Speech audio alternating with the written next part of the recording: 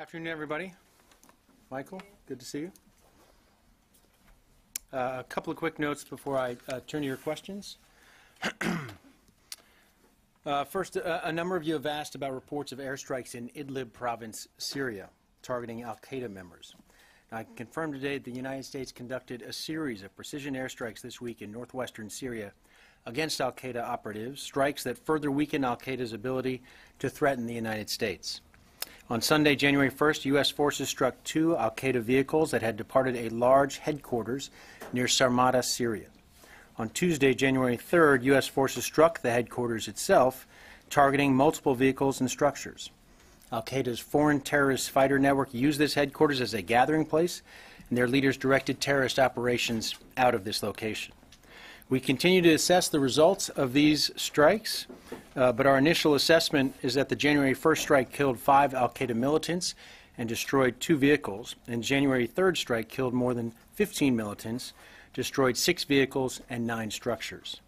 Again, our assessment here is ongoing, but we are confident these strikes will degrade al-Qaeda's ability to direct operations in Syria and beyond.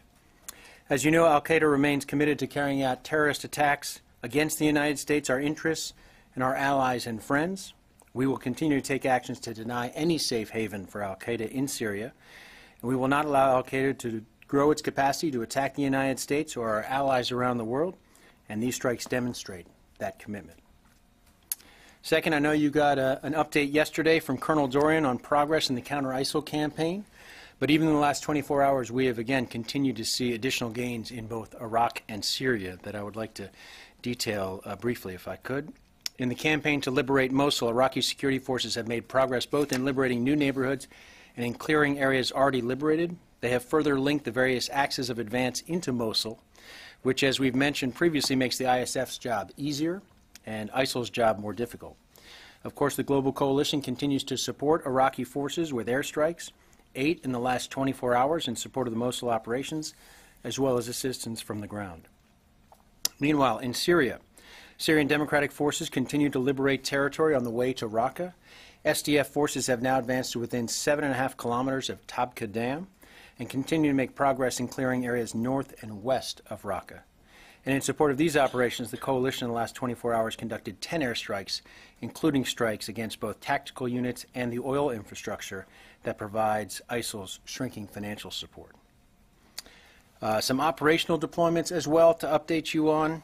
Starting today and including tomorrow, ships and units from the Carl Vinson Strike Group will depart San Diego for a regularly scheduled deployment to the Western Pacific. The Nimitz-class aircraft carrier USS Carl Vinson, Carrier Air Wing 2, and embarked destroyer Squadron 1 will deploy with Ticonderoga-class guided missile cruiser USS Lake Champlain and Arleigh Burke-class guided missile destroyers USS Michael Murphy and USS Wayne E. Meyer. Homeport in Pearl Harbor, Hawaii, Michael Murphy will join CVNSG later this month as the strike group makes its way to the Western Pacific. CVNSG will deploy with approximately 7,500 sailors and will focus on maritime security operations and theater security cooperation efforts. The strike group assets will conduct bilateral exercises in the Indo-Asia-Pacific region to include anti-submarine warfare, maneuvering drills, gunnery exercises, and visit board search and seizure subject matter expert exchanges. And separately, on the deployment front, the United States is demonstrating its continued commitment to collective security through a series of actions designed to reassure NATO allies and partners of America's dedication to enduring peace and stability in the region in light of the Russian intervention in Ukraine. Tanks, trucks, and other equipment are scheduled to arrive in Europe this weekend, beginning a 9-month rotation of U.S. Army forces supporting Operation Atlantic Resolve. The arrival of troops and equipment from 3rd Armored Brigade Combat Team, 4th Infantry Division out of Fort Carson, Colorado, marks the beginning of the continuous presence of an ABCT and back-to-back rotations of U.S. troops and equipment in Europe. After the equipment arrives at Bremerhaven, Germany, it will move by rail, commercial line haul, and military convoy to Poland. The personnel and equipment will later be relocated throughout the region for training and exercises with European allies. This effort is part of our European Reassurance Initiative to maintain persistent rotational presence of air, land, and sea forces in Central and Eastern Europe. And with that, I'd be happy to take your questions. Leader Baldwin. Peter, can you bring us up to date a bit on the situation with Turkey? Has the Secretary had any discussions with his counterpart about the ongoing sort of rhetoric that's been going back and forth about whether or not there is an actual threat by the Turks to limit or close access to Incirlik? And has there been an offer of additional aid, military aid, to Turkey? Where does that stand? Or have the Turks requested aid in some fashion for their fight in Al-Bab, and is that being discussed? Can you just fill us in on some of that? I will update you to the extent I could, Lita, but you're quite honestly not going to hear much more than you heard yesterday from Colonel Dorian, because this is the focus of ongoing discussions between the United States and Turkey, our coalition partner, our NATO ally. These are discussions, as you've heard from me and from Colonel Dorian as well, both at the highest levels of our government as well as military-to-military channels.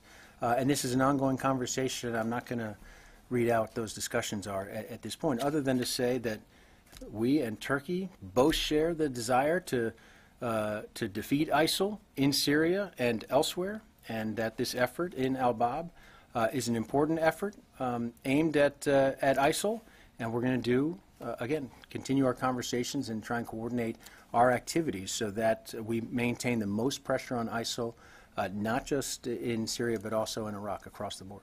Has the Secretary had any conversations with his counterpart? I don't have any conversations to read out for you here. So you're not saying he hasn't, you're just saying I don't you have don't any want conversations to read out here.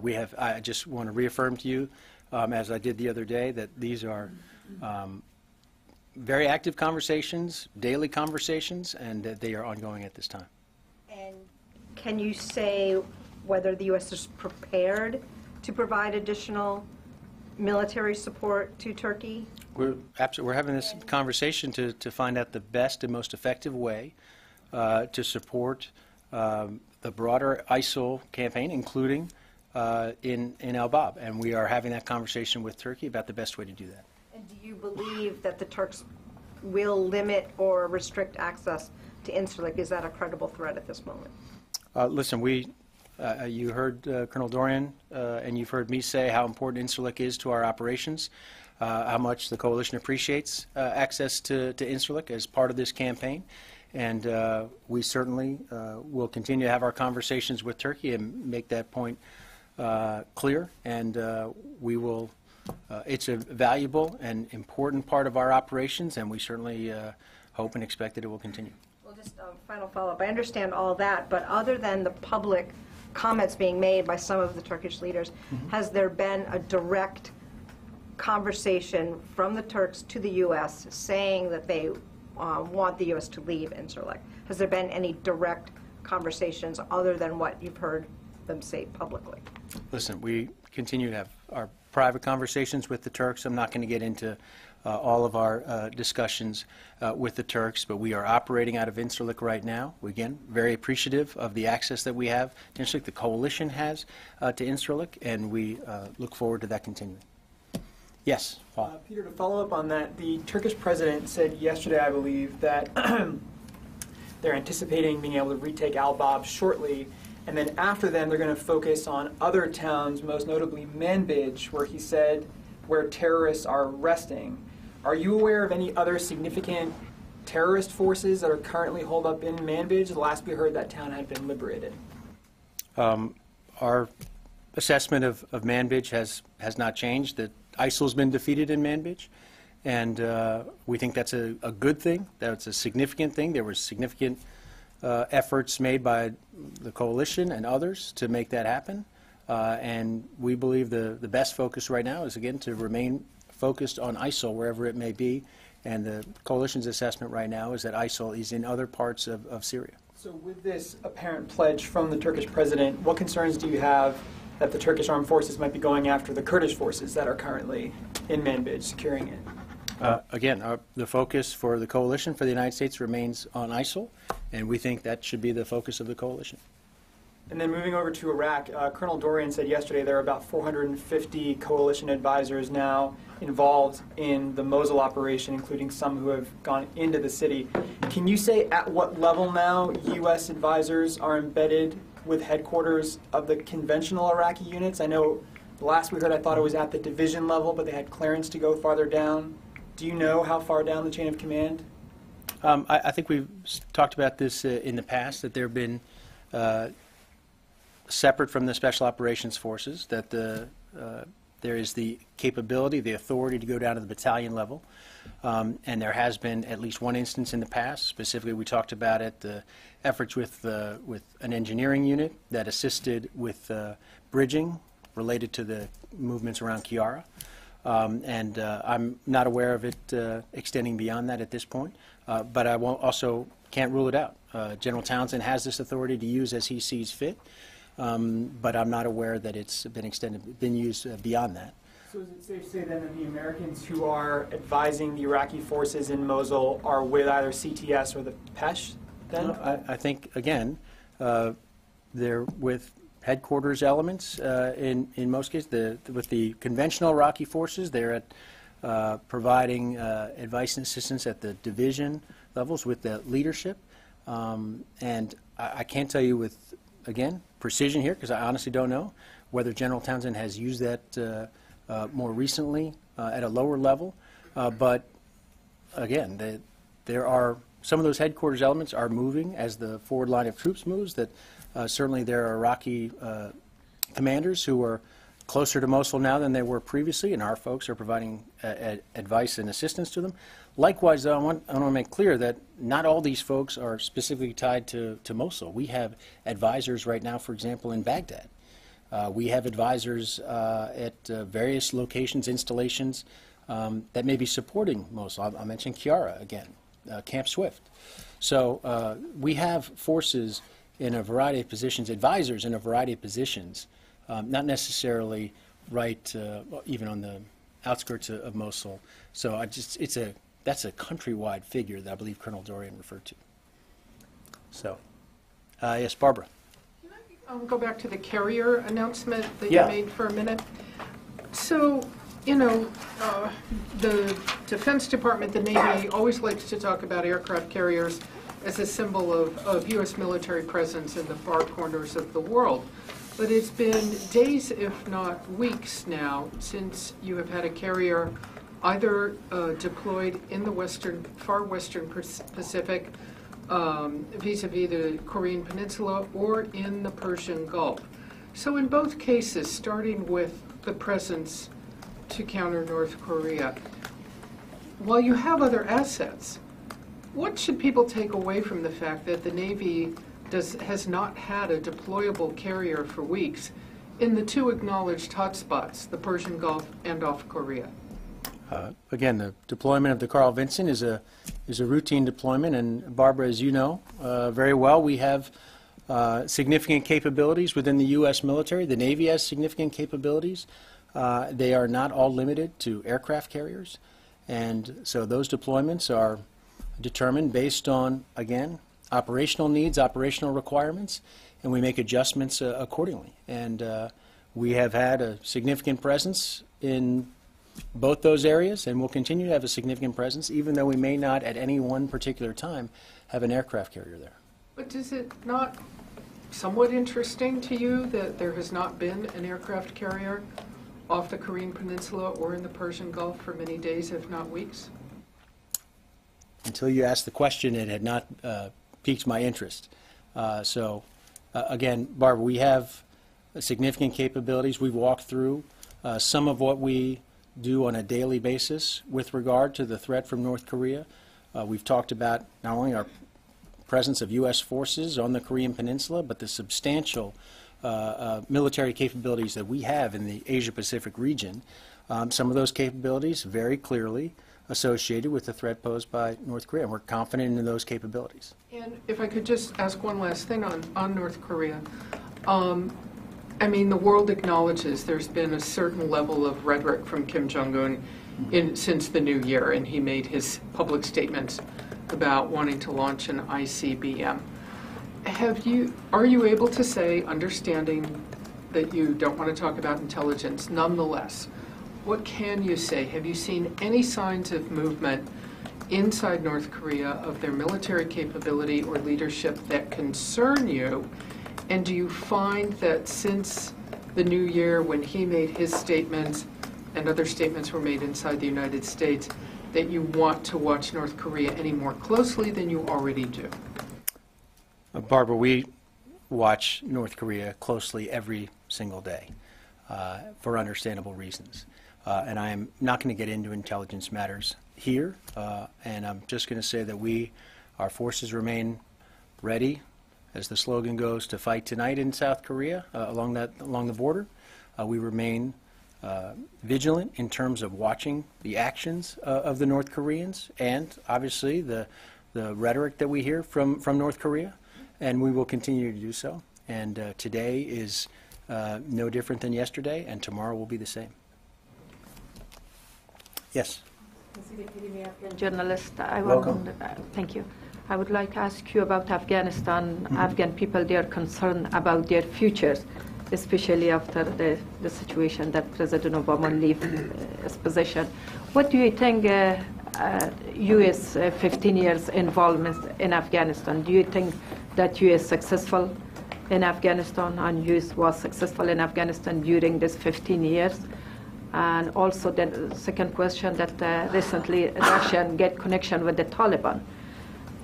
That's why it's a big question mark for Afghan people, that why Russia, start to have relationship with the Taliban. So I'll start with the second one, and I'll leave it to the Russians to describe why it is they might be having relations with the Taliban and how that's productive for the people of Afghanistan. I'll leave that to the Russians. But more broadly on the question of U.S.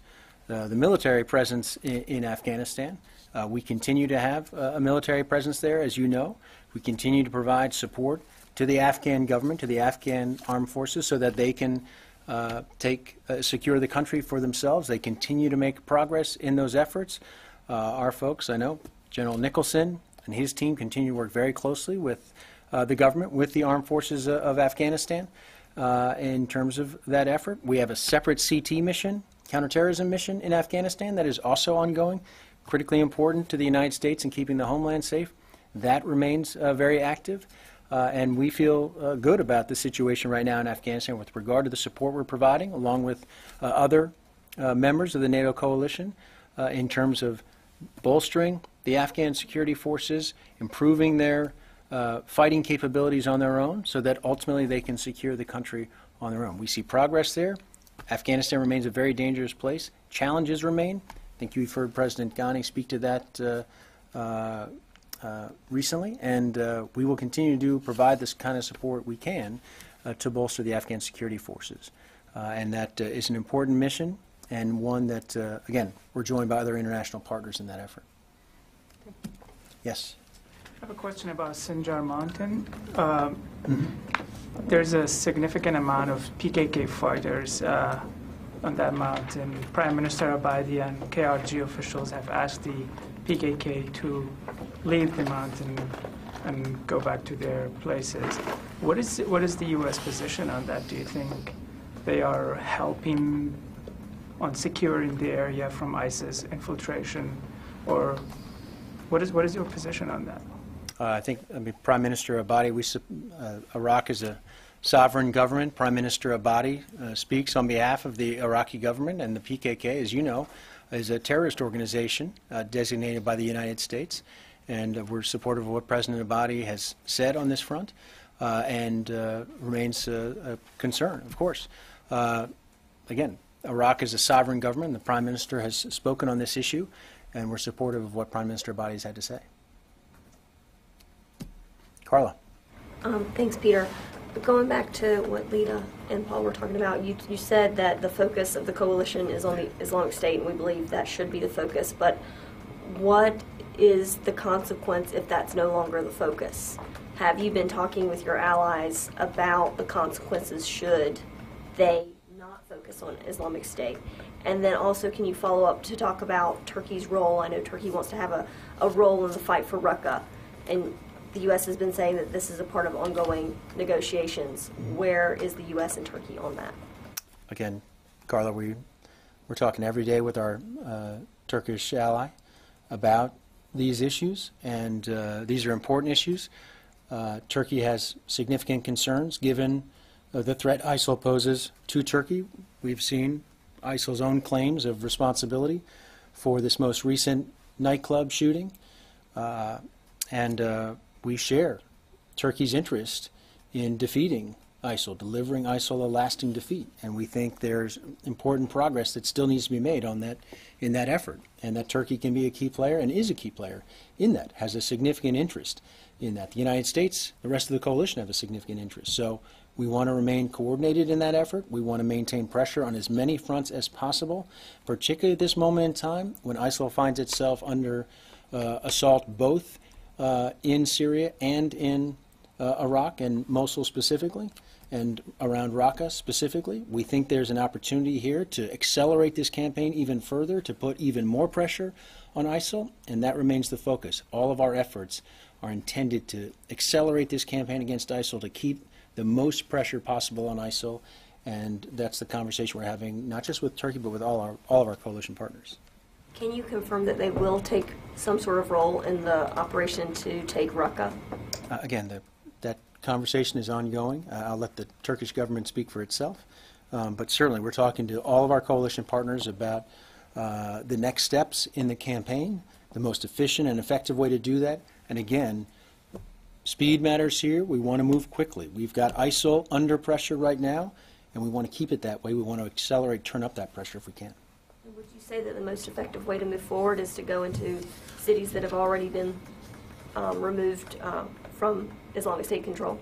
I think I spoke to that previously. We think we should go after ISIL where ISIL is. Otto. Peter, back to the Vincent battle group. You cited Vincent's plan to go in the Western Pacific, Indo-Asia area, but there's still no plan to put a carrier back into the Gulf to support Afghanistan, Iraq, and Syria. Is there any possibility that Vincent will be moved into the Gulf after its initial stint in the Western Pacific? I'm not going to get ahead of deployments. We've announced where the Vincent's going, the Navy did, so I don't want to predict the future as to what the future operational deployments will be. We are constantly assessing the operational requirements, but we feel confident we have the resources we need right now with regard to that part of the world, and specifically with regard to the counter-ISIL campaign. All done? In the back, yes. Peter, do you have any update on the engine that fell off of a B-52 yesterday, and whether or not people should be concerned about parts falling off of military aircraft that are 50-plus years old? Yeah. I don't have a specific update on that. I would refer you to the Air Force if they've got any more details, or specifically to Minot about what happened in that incident. Obviously, it's a concern and something that we'll want to investigate fully, but I don't have a specific update for you. Okay. Thanks, everyone.